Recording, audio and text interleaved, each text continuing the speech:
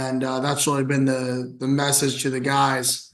And then I haven't even told many of the guys this, but in the history of the Big 12, there's only been one team that has outright, not tied for it, that has outright won the Big 12 in back-to-back years.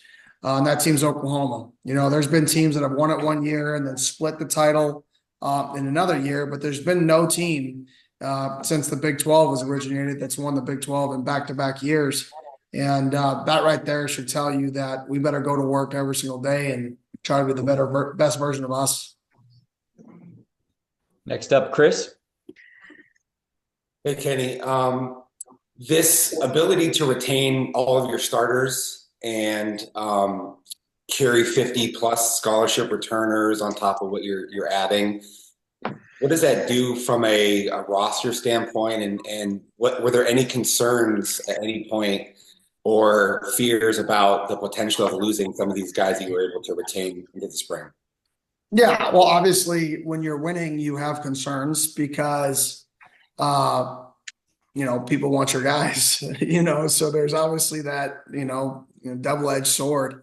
But I think our guys like it here. I think they truly want to be here. I think it just shows the environment that's here. I think it really just shows that our kids love it here. They enjoy it here. What we recruit them to join and what we recruit them to be a part of is not fake. It's not a sales pitch. It's real. And even guys that maybe came here, transfer here, that it didn't wind up how they wanted it to. Guys that came here to try to win a starting job that didn't win a starting job. A lot of those guys came back too. And I think when you go somewhere and you genuinely feel like you're part of, a football family, and you genuinely like the people around you, you're genuinely happy. I think, other people that are calling you and trying to get you to make other decisions, I think at the end of the day, you want to be happy. I mean, that's pretty simple. And do you feel like, sorry to follow up, do you feel like, maybe this is crazy, but do you feel a lot further ahead now than were you a year ago at this time with your roster? Oh, 100%. Obviously, I mean, returning, I think we had 36 guys or 38 guys in our 2 deep that had the ability to come back. 35, 36, or 36, 37, 38. One of those two numbers of our top 44 returners' ability to come back. And we lost two of them into the portal. And they're both fifth-year seniors, if not a sixth-year senior. And I think when you have that much continuity returning, it's bittersweet. It's sweet because you get a whole bunch of good players back.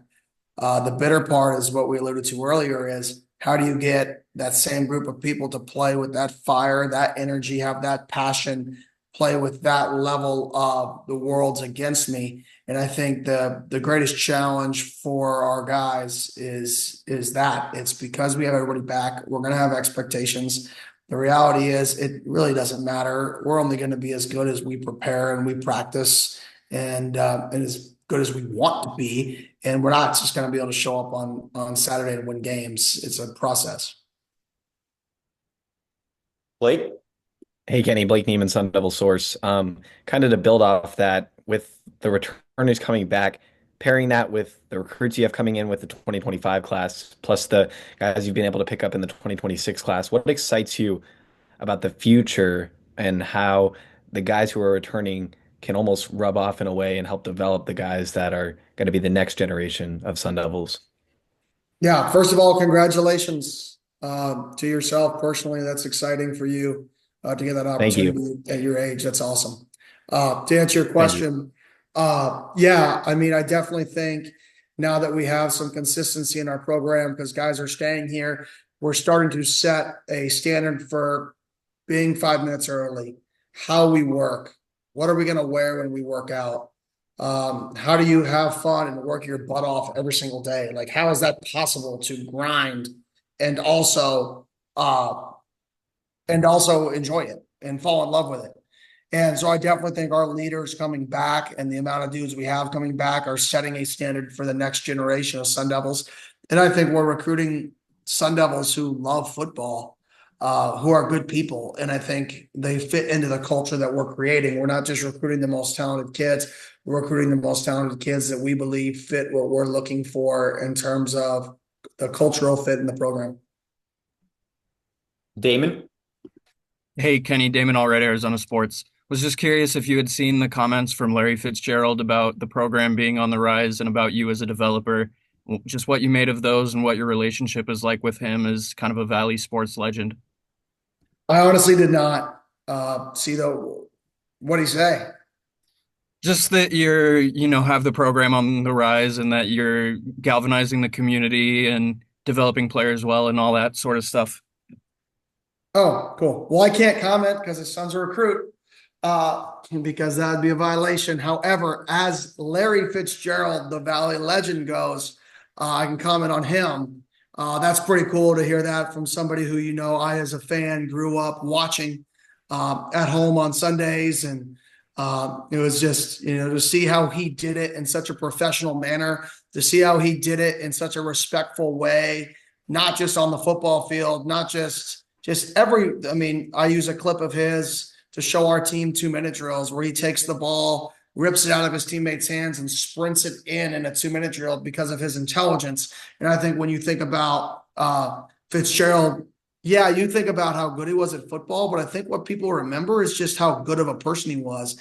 And I think it's pretty cool when you've accomplished the things that Larry accomplished in his career, that people don't just remember him as Larry Fitzgerald, the really good wideout. They remember him as Larry Fitzgerald. Man, that dude was so cool when I met him. That dude was smart. That dude's involved in the community. There's so much more depth to Larry than, the football player Larry. And I think that's what separates him, and that's what makes him the legend he is today in this community.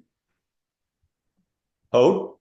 Hi, Kenny. Hode Rubino, Devil's Digest. I don't know how many times since the end of the season you've been asked, what are you guys going to do without Cam Scadaboo? I don't want to be that guy to ask that question.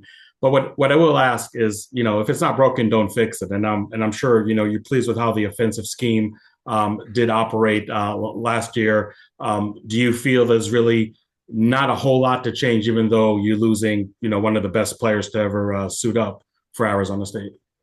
Yeah, I think there's a lot to change. I think we have to constantly change. I think if we sit back here and say that we're just going to copy paste what we did last year to this year, I think we're delusional. I think we have to we have some returners back at pass catching positions. We have returners back at back that are maybe spatial players instead of in the box players as much. Maybe they can be used in more space. And we have a quarterback who is returning, who started to, he got better throughout the season. So I think offensively, if we're not going to adapt and change our schemes, we shouldn't, maybe we're not changing things, or maybe we're, prioritizing different things more in the offseason, because at the end of the day, it's about maximizing the players on your team. And we have different teams. So let's maximize those guys. Let's maximize our skill sets. So we should look a little bit different this year. And if we don't, I'll be disappointed in myself that I didn't take this new team and kind of adapt around our skill sets. Jordan? Hey, Kenny, Jordan Ham, Sports 360 AZ. What can an extra year with Elijah O'Neal do for this defense and do for him? Oh, well, he was one of our most improved players. Him and Kyle Scott were two of our most improved players on our team. So for him to be able to come back one more year and just get another year of collegiate football, if he has 75% of the growth that he had last year, he's going to be a force this year. And so I think personally for him, you could see his growth and maybe become a Sunday player and have the opportunity to play on Sundays with another year of college football and development. Which is awesome for him. And then for us, obviously we get a really good player back who's bought into the culture and all that stuff. So I think it's a win-win for us and him. Adam? Hey, Coach, can you talk about the addition of Jack Nudo to your staff? And did you know him at all when he was at Brophy?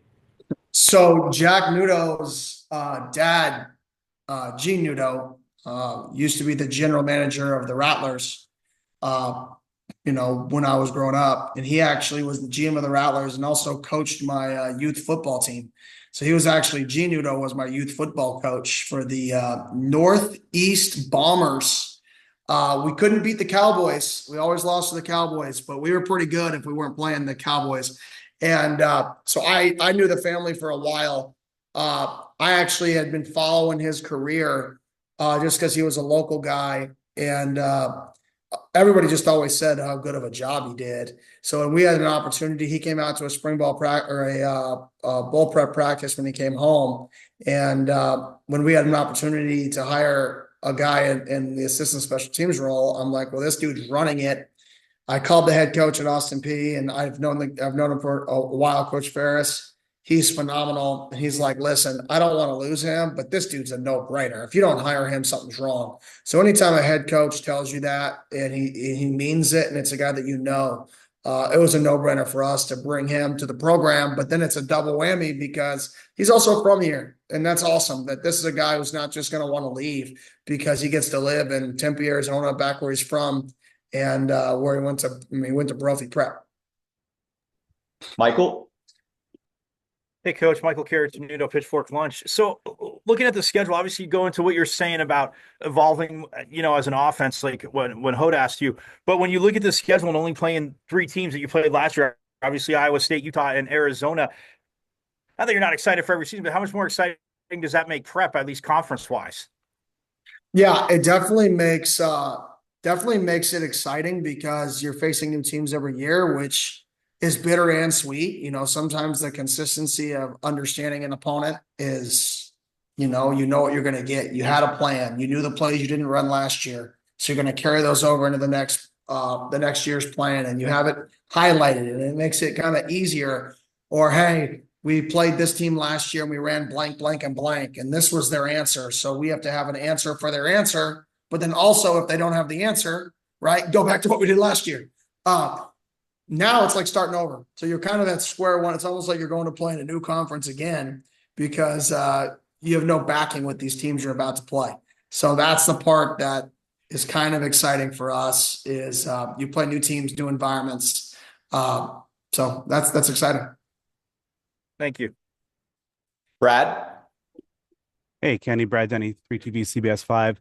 Obviously, Scott's going to leave quite a hole offensively for you guys, but adding Kanye to that running back room along with the returning guys, what are some things kind of jump out to you about that group right now, and then some of the things that you want to see out of them throughout spring practices? Yeah, I think, him and Sip, you mentioned them, Kanye and Sip and Raleek and Jason. I mean, we have a crew of guys, and Alto, who's came out here at the end of the year last year. It's never really gotten a rhythm. I think we got a really deep room there's different skill sets. And I'm excited to see the guys, get tackled. I mean, I know it sounds so like boring, but like the best running backs don't get tackled. So I'm excited to see which ones in spring ball when we go live don't get tackled very easily.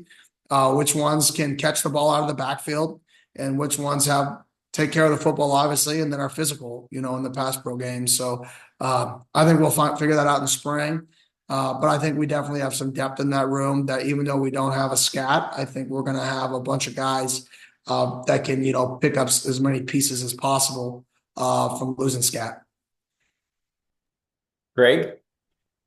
Hey, Coach. Greg Graves here with Cronkite News. I was kind of just wondering, how do you feel as we transition into this new Big 12 era that your football team has not only grown, Arizona State football, but Arizona State as a whole? Yeah, I think anytime that your football program is, in my opinion, your front yard of your front vision, whatever that picture is of your university, because it's going to be out there so much. So when people think the average fan or the average person thinks about the university, they're going to think of, I just saw them on ESPN. Oh, that Texas game. That Iowa State game. I think that's what sports and what football does. And I know our ticket sales, I know our online enrollment is higher than it has been. All of those things because, these players, put this program and put this university kind of on the map, on the national stage. Every time you saw top 4 teams in the country and top four playoff teams, you saw the pitchfork right there. You know, who knows if we'll eventually make that the Sparky instead of the pitchfork, but that's probably a deeper conversation. I don't know. Just throwing that out there. I would love to see. I got the Sparky back there. I'm a big Sparky guy. So, but no, for me, it's just anytime your football program can do that and put your university out there in a positive light, it's a positive. And I think we did that at a really high stage. And I think that momentum has gone. I mean, volleyball, putting on a show. They got a game tonight. I think all of that stuff is super exciting. Doug? Doug Franz Unplugged podcast. I got 3 if you're okay with it. Number 1, has anybody in any kind of authoritative capacity or the conference, anybody reach out to you post Texas and say, okay, here's the 2025 targeting rule, or here's targeting going forward, or hey, we screwed that up, we're sorry? Anybody reach out to you afterwards? Yeah, I had a meeting about it, just about some of the process that goes in, you know, when you're playing a game with Big 12 officials, and then when you're playing a game without Big 12 officials. So we had a discussion. In those discussions, there are no positive results because the result is over. So I don't want to get too much into the weeds about what they told me, because it doesn't solve any problems. I think we all know what the correct answer is to the question, but I'm not going to get into the weeds of the personal conversation that I had. Number 2, when this is an old loose Bill Belichick quote, but it was, we're not defending anything. He didn't believe they were the defending Super Bowl champions because he said, no one can take away what we did last year, and it doesn't do anything for us this year. Are you the defending Big 12 champions? I feel the exact same way. I mean, nobody gives a crap. I mean, we didn't give a crap last year. Nobody gives a crap. I mean, at the end of the day, you're only as good as who you are right now. And our guys get to be told how great they are for another 6 months or 7 months, whatever that is. And then if we go out and suck, they're going to say we suck. Sorry, bud. That year is over. Nobody gives a crap. It's over. So we better put in the work necessary to be the best version of us this year. And that's a daily grind to just be the best version of you. And that's how we define success in our program. So I could give a crap about defending this, defending that, or are we this, are we that? You know, those are just great moments along the journey. And it was a heck of a moment, unbelievable moment. Our guys remember that moment forever. Our fan base is excited about that moment. But we're a completely different football team, and this isn't the same team as last year. And if we think last year's success is going to guarantee us this year's success, then we're delusional. And my last one is, I just read about this yesterday, so I don't know if it's been in the works for a while, but new potential rule: once you're injured, if anybody comes out to tend to you, you're now out for the rest of the possession, not just out for the play. Your opinion on what the substitution rule on injuries should be? I think for us, sorry, I got my little guys over here running around. So if I'm not looking at the camera, that's why he's watching me, because I'm doing this from home. I see you too. But no, I think for us, and for me personally, here, you can come over here. Come here. You want to be on TV? You want to be on TV? No. No, you don't want to? Okay, never mind. But I think for me personally, whatever protects the players, just like my targeting stance. I mean, whatever we feel, regardless of the rules you make, coaches are going to try to get around them.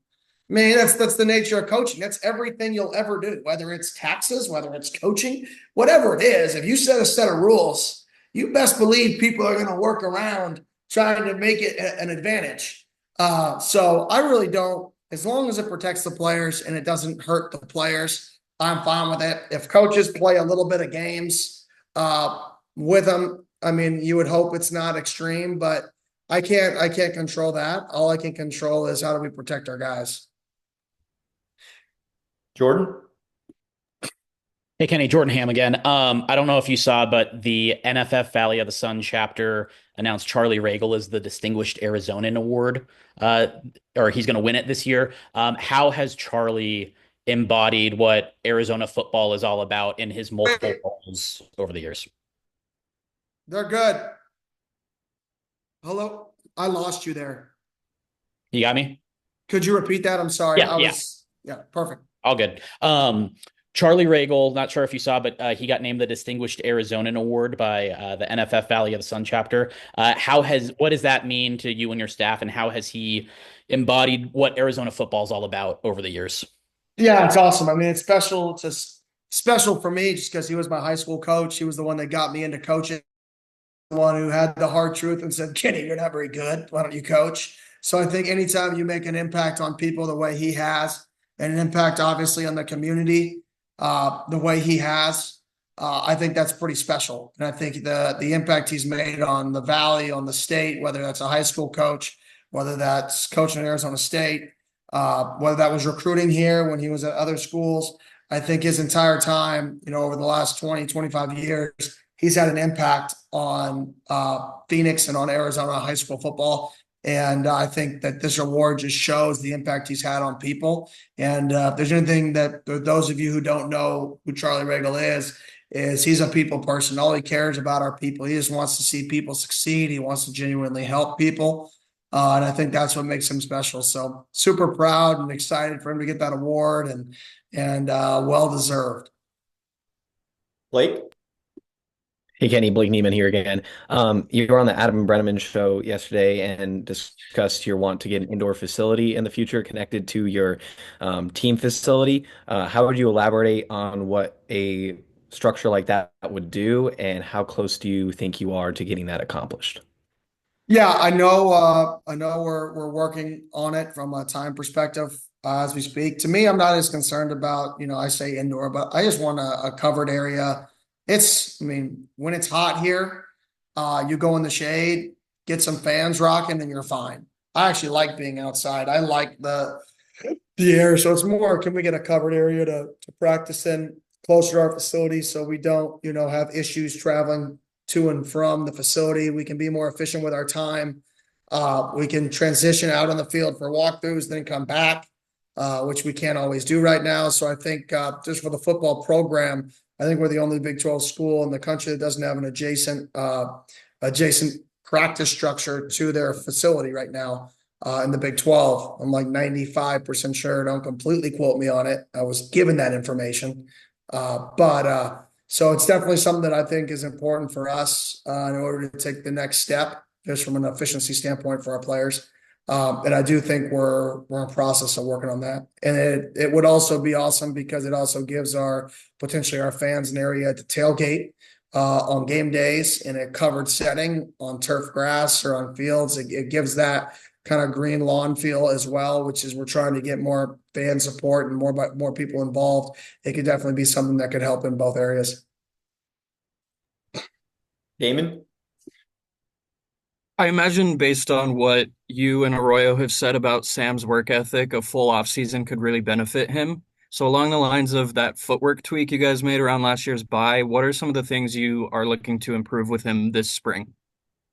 Yeah, I would say rhythm in the drop back game. Having rhythm, feet and eyes, being basically consistent with one another on certain throws.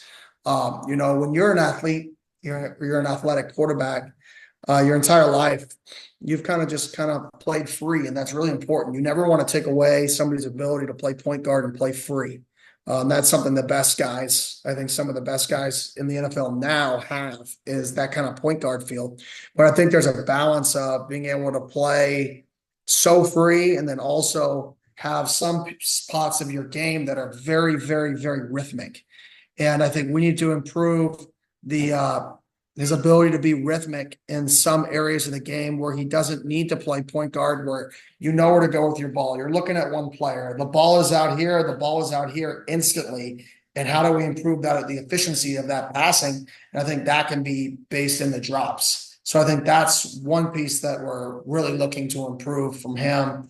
And it's the challenge that I met with him about because, he's a special talent. And I think it's our job to try to maximize him.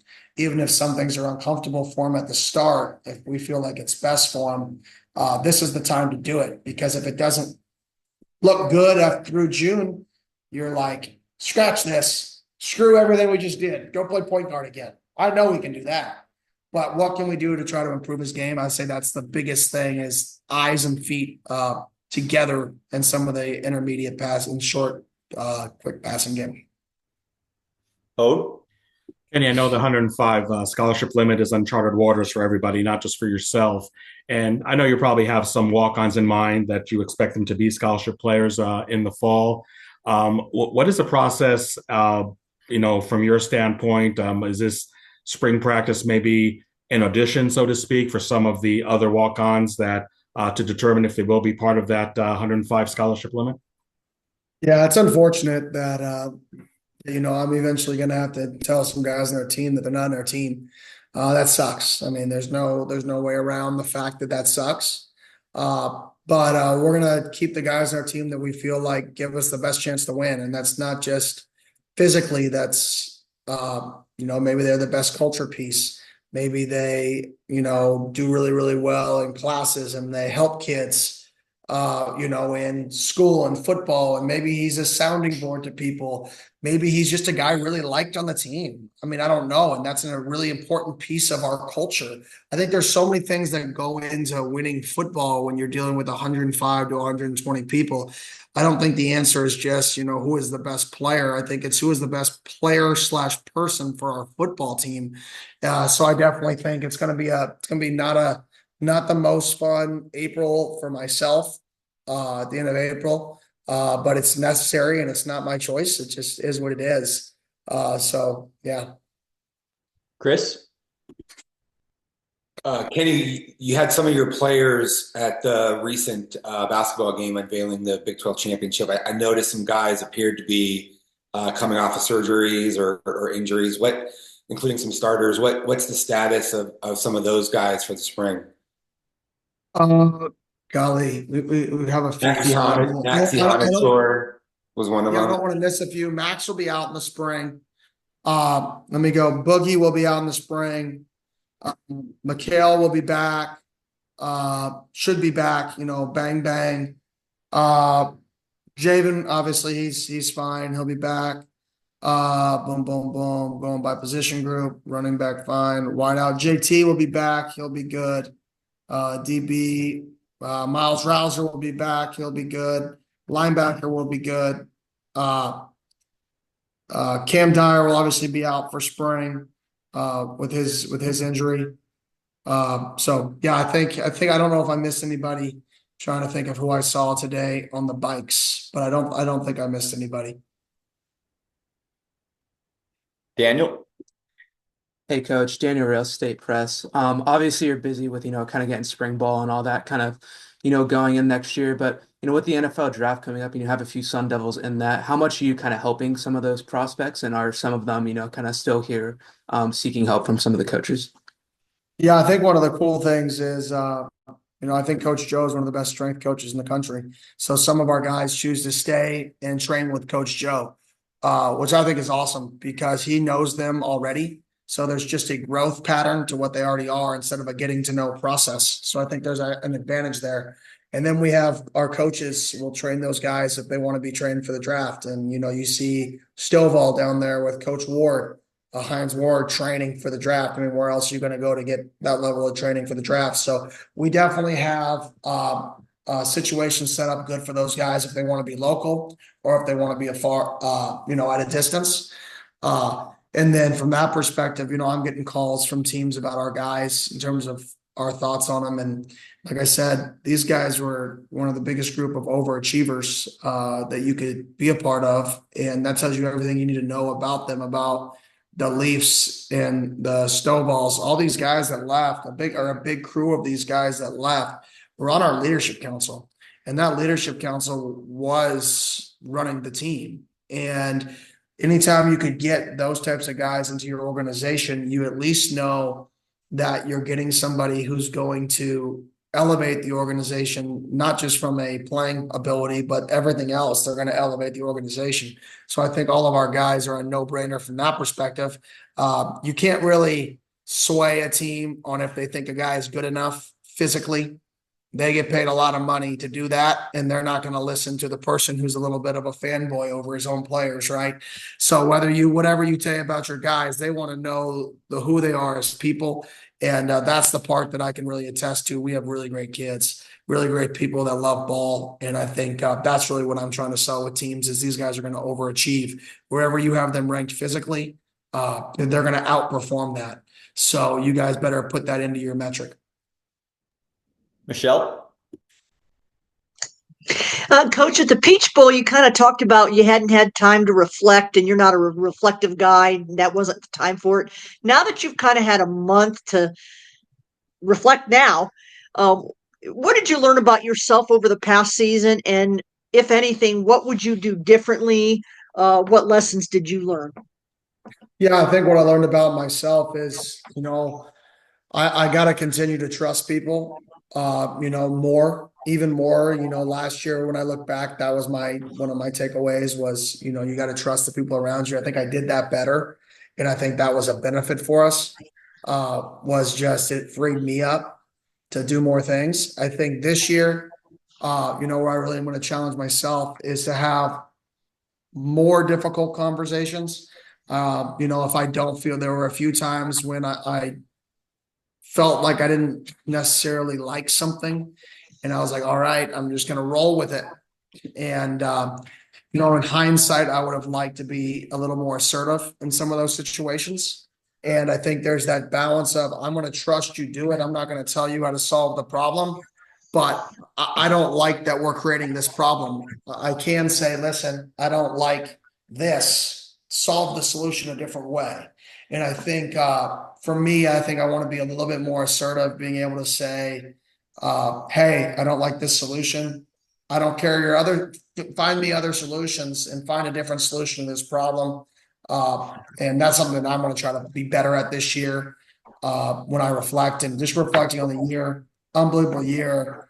It was a special season. I think just walking around the valley, I mean, you can feel the energy about Arizona State. Like, it is real. Like, we could be the most excited. Like, we are exciting when people see the pitchfork or Sparky. People get genuinely excited, and I think that was kind of the mission when we got here 2.5 years ago, or 2.25 years ago, was create that excitement pack. And that's what's a joy to me, is to see our guys kind of be a part of this transition from the stadium 50% sold out to 2 field rushes.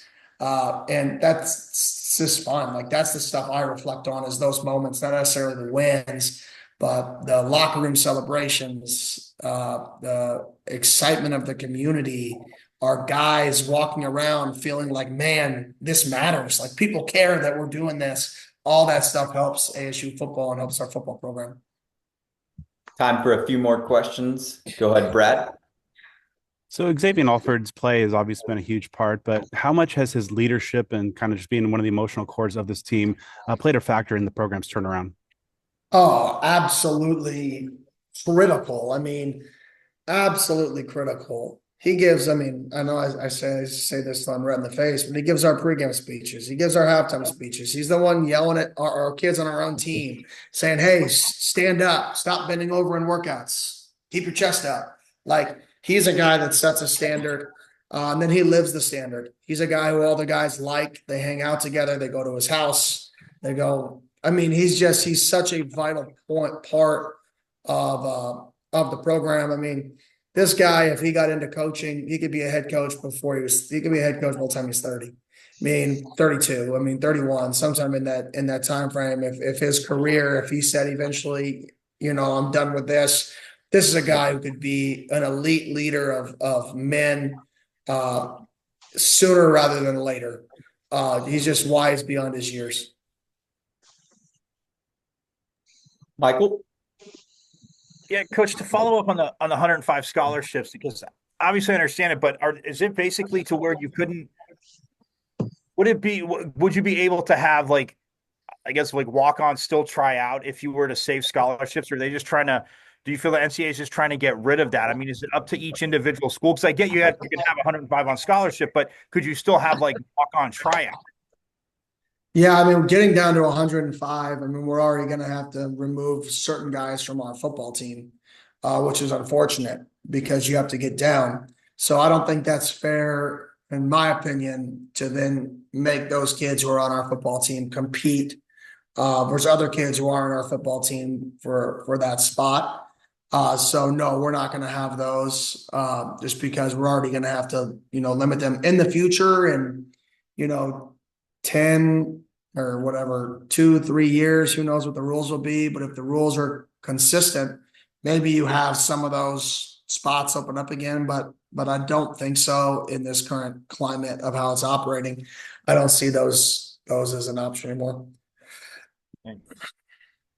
Hope. Kenny, I know that when spring practice starts, you're curious to see each and every position, if the items on the to-do list are checked off and whatnot. But it would seem that wide receiver and defensive back may be more too deep, but wide receiver, even some starting positions, there are a lot of new faces over there. Are those the two positions that you may handle a little differently just because the overall percentage of returning players is not the same as other positions on the team? Yeah, we're definitely going to treat spring ball a little bit differently this year with the guys who, had a certain number of snaps this last year. We're definitely going to not necessarily slow it down, but protect them from going out and having another 15-day season, within 2 months of their last game or 2.5 months of their last game. But then the guys that didn't have that high workload in the season, it's going to be a normal spring.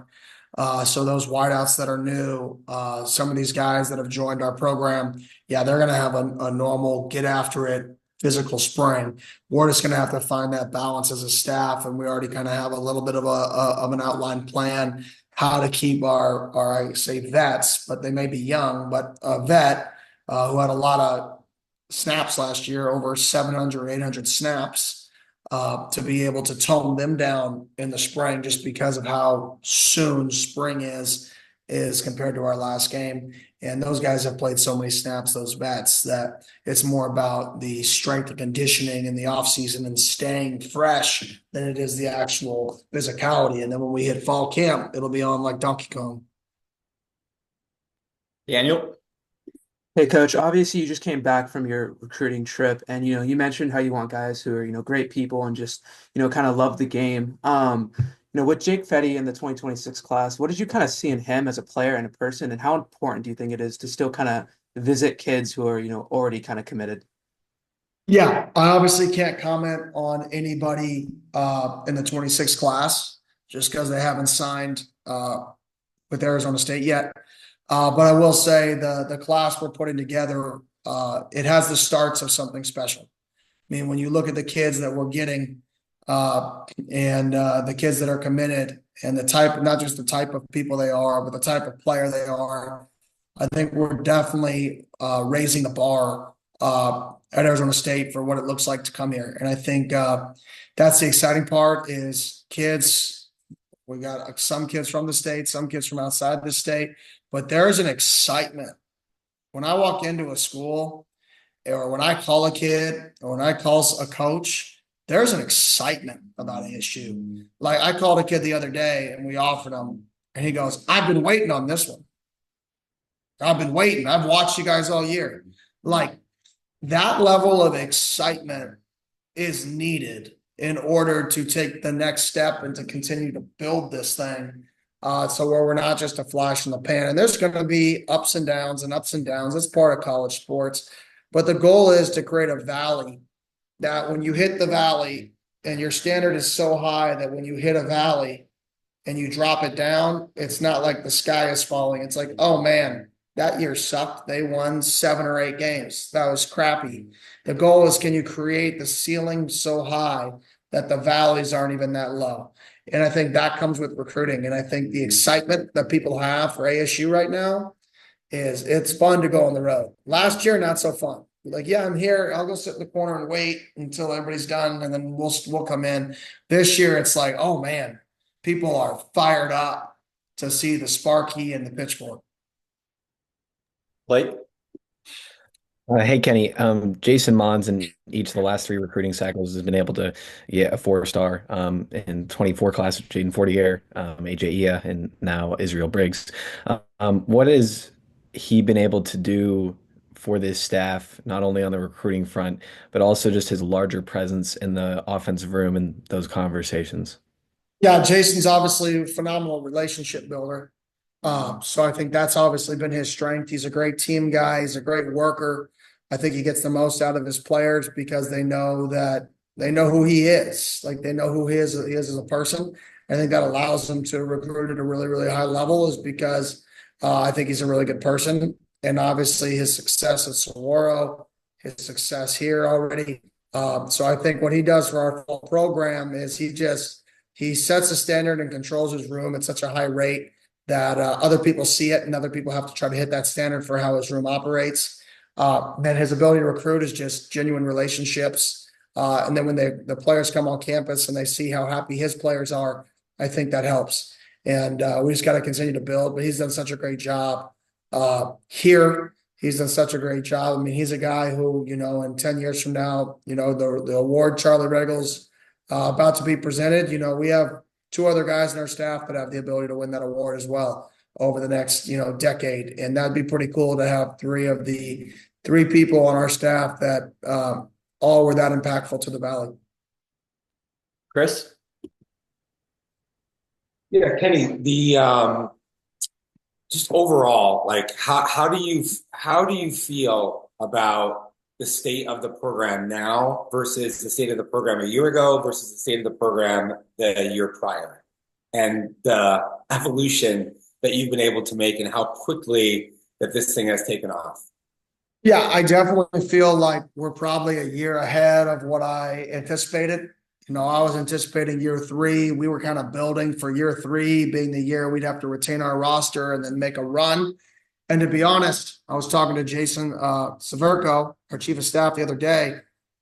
If we don't win our close games this last year, we're right about that plan. If we split our close games, we're not 10-2, we're 7-5, and people are happy, and people are like, okay, they return everybody. Let's see what they can do. Instead, we won all of our close games, which is exciting. So I definitely think it escalated us a year.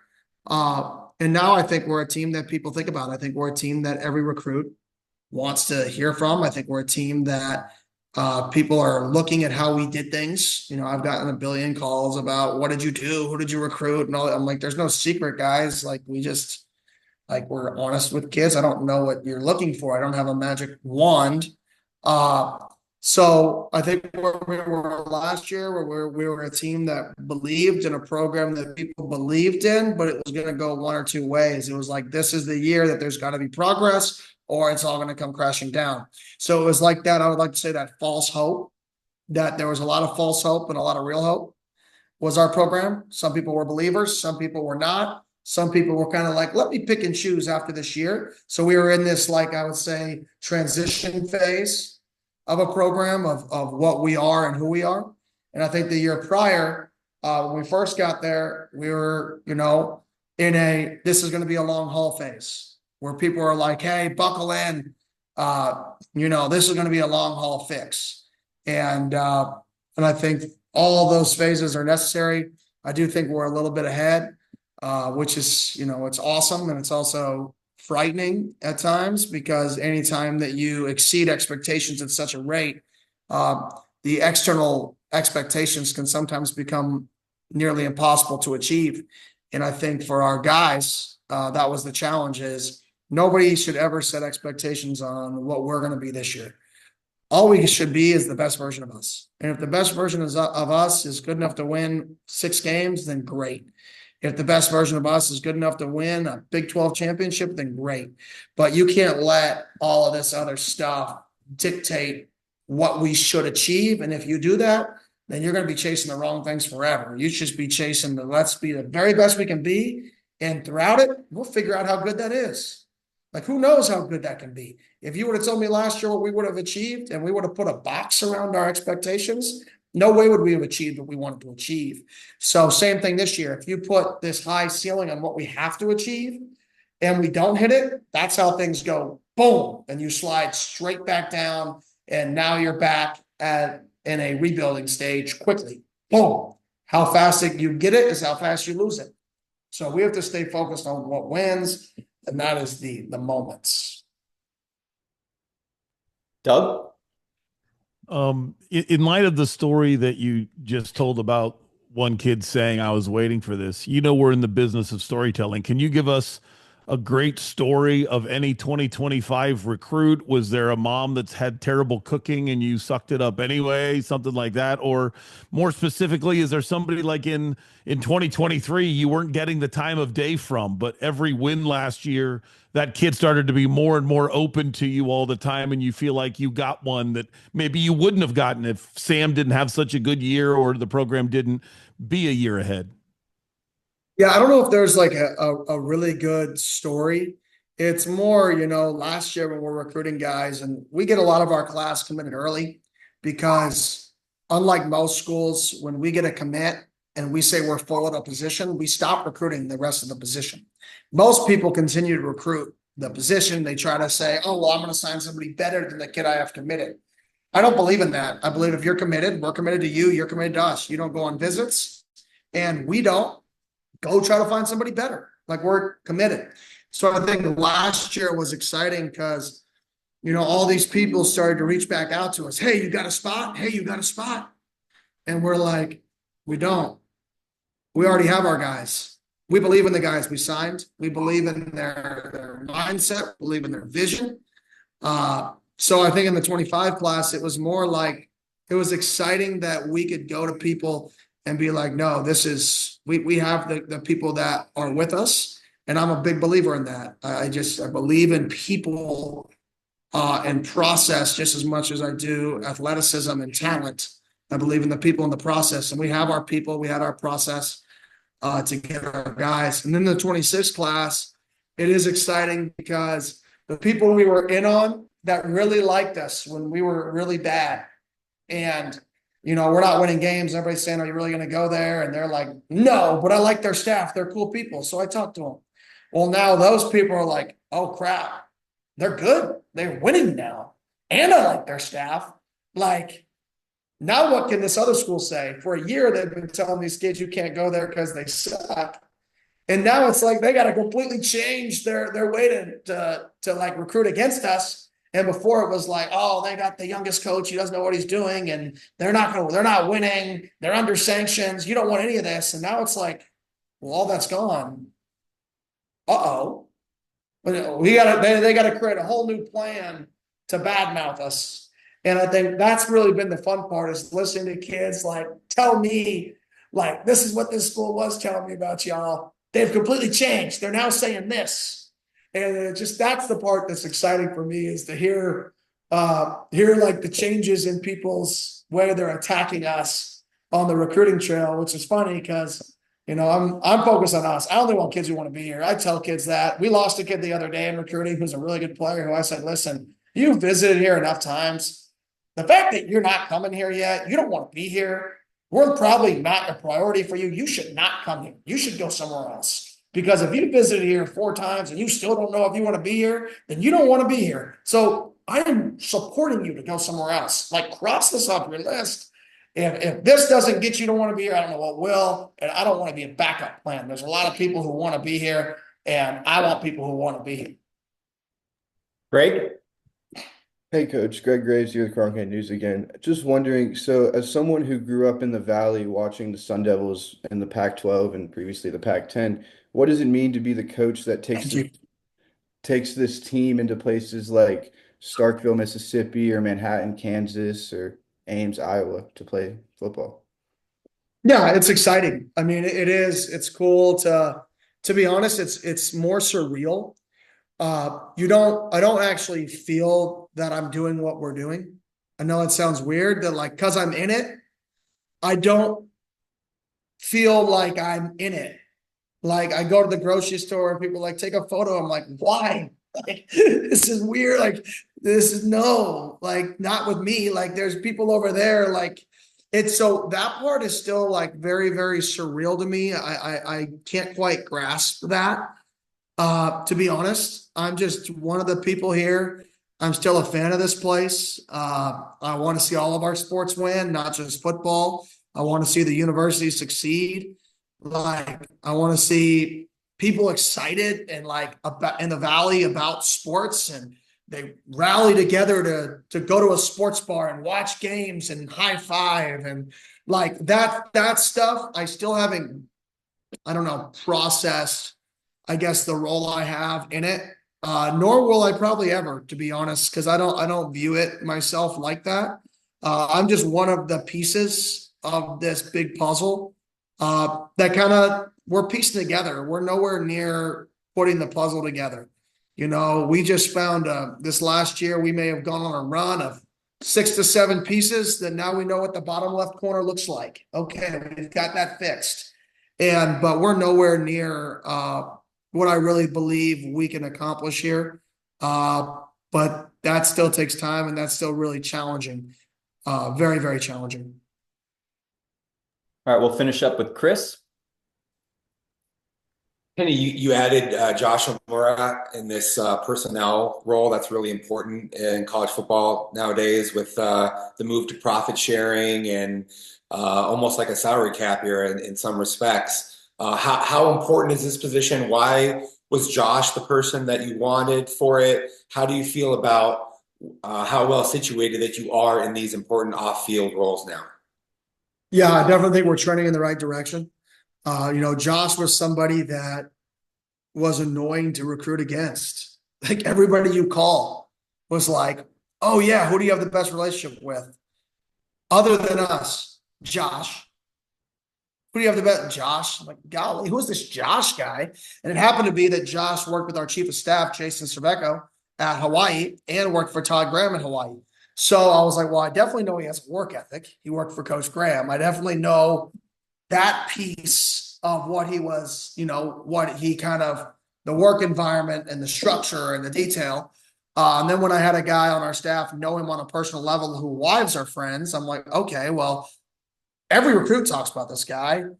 We have some natural connections to this guy. This sounds like a home run from the GM and all that role. Up to this point, I'm going to be I'm going to continue to be a huge lead in that type of stuff. I just think when dealing with kids nowadays, I want to be kind of the point of contact from the general manager until we eventually hire a general manager. If we do, I want to be kind of the lead there, just so I know everything that's happening in the organization as this turns into a rev share model. I want to, like I said, I'm big on culture. And if I'm hands off in an area like that, then I'm not going to have a good grasp of the culture. And I want to make sure I have a grasp of that. And yeah, is that taxing at times? Are there times where I'm like, holy cow, I've been on the phone for 16 hours today. Literally maybe more if you include 2 phones going back and forth. But it's one of those deals where I think it's still necessary for me to be very, very hands-on from that general manager role as we get into rev share. But Josh is going to be phenomenal leading that group and the recruitment and the personnel department to get players here. And I'll say this publicly because I say it privately, it doesn't matter. Nobody comes here because they get paid more money. So if you're a recruit, I'm sorry. You come here because you see the opportunity and you see that kids are not leaving our program. You see that our guys, our best players in our team want to be here. And if that's not going to show you that we treat our own players the right way, then the sales pitch is useless because our own players have made the decision to be here. Our own players that have been tampered with, our own players that could have gone in the portal, our own guys who are being called by every school in the country are choosing to stay. Then the model we're doing is obviously somewhat correct. And that's will be my vision from now till forever. We're not going to use money and salary caps and all this stuff, to try to get a guy to come here. Nor do the NCAA rules want you to. You're not even supposed to. We're going to reward the people on our team that deserve it. And that's the model I believe in. I believe you come in here and you go to work And if you do what you're supposed to do, you get rewarded. And I really believe in that. And I believe the more value you add, the more NIL opportunities that you create for yourself. So super excited about Josh. Sorry to go on a tangent. I just, I'm fired up for our team. I'm fired up for all these guys that chose to stay here when they had a whole bunch of opportunities to leave. And they said, no, I love it here. And we may not do things like the rest of the country when it comes to signing players and acquiring talent. We may do it a little bit different. But my biggest thing will always be do our players right. And if you're a guy who chooses to come here, that we're going to treat you right. And we're going to treat the kids who chose to come here right, not, put you on the back burner once you get on our campus. All right. Thank you for the time today, Coach, and appreciate everybody joining us. I will email a recording of this session when it uploads later today, and take care. Thank you. See you later. Coach.